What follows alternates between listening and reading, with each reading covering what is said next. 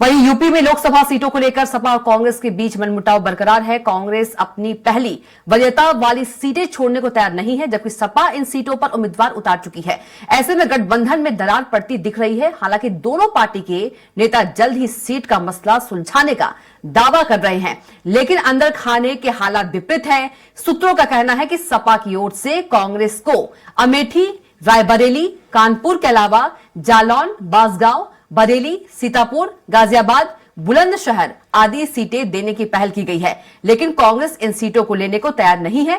कांग्रेस की पहली प्राथमिकता में फर्रुखाबाद, लखीमपुर खीरी आदि सीटें हैं, लेकिन इन सीटों पर सपा ने उम्मीदवार घोषित कर दिए हैं। इसी तरह सहारनपुर सीट भी सपा नहीं देना चाहती है, जबकि कांग्रेस इस सीट को छोड़ने को तैयार नहीं है। ऐसी स्थिति में दोनों दलों के बीच तल्खी बढ़ती जा रही है। और इसी खबर पर ज्यादा जानकारी के साथ हमारे संपादक राघवेंद्र त्रिपाठी जी जुड़ गए हैं। राघवेंद्र जी, गठबंधन को लेकर तकरार दिख रही है, क्या कुछ इस पर ज्यादा जानकारी?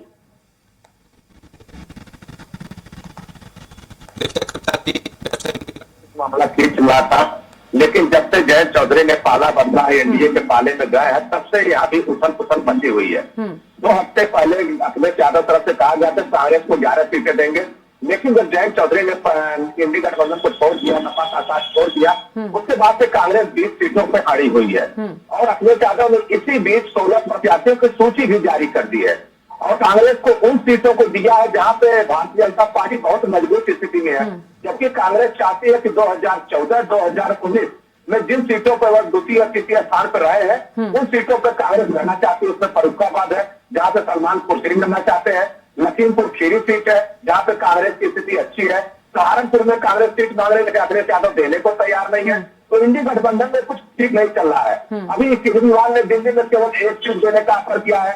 ममता बनर्जी ने बंगाल में कहते झंडा दिखा दिया कि वहां पर उनकी गुंजाइश नहीं है।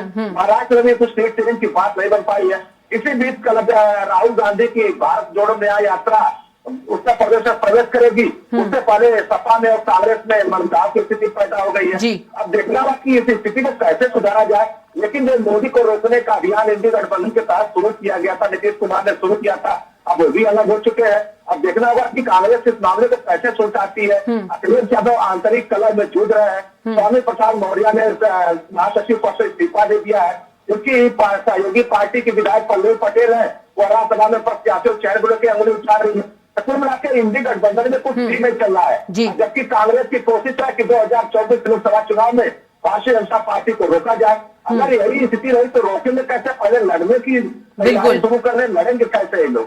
जी बिल्कुल राघवेंद्र जी, जिस मकसद से गठबंधन जो है वो हुआ था, वो मकसद जो है वो दिखाई नहीं दे रहा है, क्यों गठबंधन में दरार पड़ती दिख रही है। जी बिल्कुल, देखिए मामला बहुत नजदीक है, 1 महीने से कम हुआ, नजदीक है, 1 महीने से कम वक्त बचा हुआ है जब सूचना जारी हो जाएगी चुनाव की। उससे पहले आप सीट शेयरिंग की बात नहीं कर पाए हैं। प्रत्याशियों का चयन अभी बाकी है। हालांकि राहुल गांधी की यात्रा के बाद प्रदेश कांग्रेस कमेटी का कहना है कि हम प्रत्याशी सूची जारी कर दें। हालांकि कांग्रेस को अभी रायबरेली और अमेठी में भी प्रत्याशी तय करना है, चूंकि सोनिया गांधी जी राज्यसभा जा चुकी हैं। अमेठी से प्रियंका लड़ते हैं, राहुल गांधी लड़ते हैं, भी नहीं तय हो पाया है।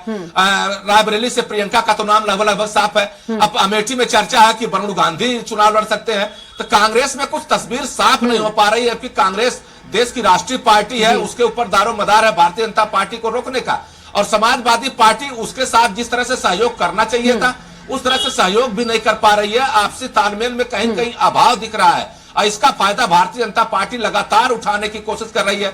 जो भारतीय जनता पार्टी 2019 में 14 सीटें हारी थी, उस पर लगातार तैयारी भी कर रही है, और कांग्रेस समाजवादी पार्टी सीट बंटवारे को लेकर आपस में उलझे हुए हैं। अब देखना होगा कि इस मामले को कितनी जल्दी ये लोग सुलझाते हैं और भारतीय जनता पार्टी का जो विजय अभियान है उसको किस तरह रोकते हैं, ये तो समय वक्त बताएगा। लेकिन इतना जरूर है, कांग्रेस और सपा में बहुत कुछ अच्छा नहीं चल रहा है। या दोस्ती आगे चलेगी या नहीं चलेगी, इस पर भी सवाल उठ रहे हैं। बिल्कुल राघवेंद्र जी, जो गठबंधन है वो कमजोर दिख रही है। जी बिल्कुल है, जिस तरह से गठबंधन ने स्टार्ट किया था, नीतीश कुमार, ममता बनर्जी, केजरीवाल, स्टालिन, सब लोग इकट्ठा हुए थे बंगलुरु में, मुंबई में, दिल्ली में बैठकें हुई थी। तय किया गया था कि आपसी सहमति से हम लोग भारतीय जनता पार्टी को रोकेंगे, मोदी को सत्ता से हटाएंगे। लेकिन ममता बनर्जी ने सबसे पहले कांग्रेस को मना कर दिया। उन्होंने कहा कांग्रेस अभी स्थिति में नहीं है बंगाल में लड़ने के। महाराष्ट्र में संजय राउत ने साफ कर दिया कांग्रेस को जीरो से शुरू करना पड़ेगा। और इसी बीच उनके पूर्व सीएम अशोक चौहान ने इस्तीफा भी दे दिया, भारतीय जनता पार्टी में शामिल हो गए। तो कांग्रेस के लिए पंजाब बचा था, पंजाब में आम आदमी पार्टी ने साफ मना कर दिया।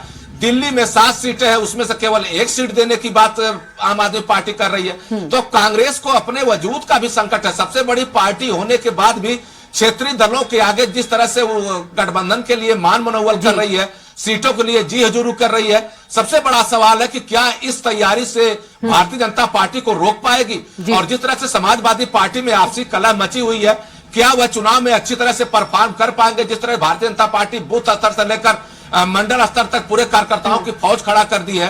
तो ऐसे में सोचना दोनों दलों का है, कांग्रेस को और समाजवादी पार्टी को, जितनी जल्दी विवाद सुलझाएंगे उतनी जल्दी तैयारी कर पाएंगे। और हो सकता है कि भारतीय जनता पार्टी को कांटे के मुकाबले में। बिल्कुल राघवेंद्र जी, तमाम जानकारी के लिए आपका बहुत ही धन्यवाद।